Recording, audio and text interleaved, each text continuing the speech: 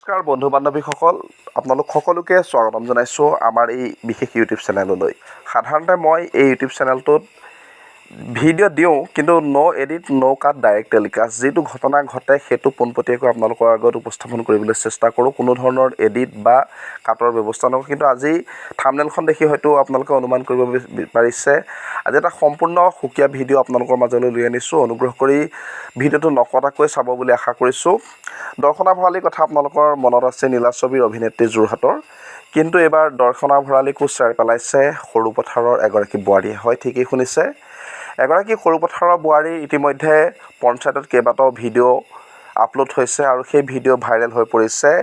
আৰু একেলৈ এতিয়া গাঁওবাসীয়ে সেই বোৱাৰীগৰাকী গাঁৱত প্ৰৱেশ নিষিদ্ধ কৰিছে। ভিডিঅ'টো চাই থাকিব, কাট নকৰিব, আমি দেখুৱাবলৈ চেষ্টা কৰিম আচলতে গাঁওবাসীয়েনো কি কৈছে।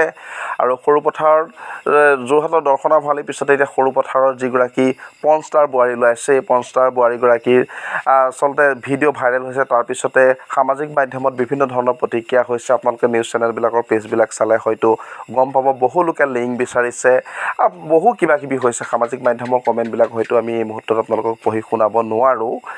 যাই কি নহওক, এই আচলতে এনেধৰণৰ যিবিলাক ভিডিঅ' আপলোড কৰা হয় বা নীলাছবিৰ যিবিলাক আপত্তিজনক ভিডিঅ', এইবিলাক আচলতে লিংক বিচৰাটো এক প্ৰকাৰে বিচাৰিবও নালাগে বা সামাজিক মাধ্যমত অশালীন মন্তব্য কৰিব নালাগে। যিমান পাৰে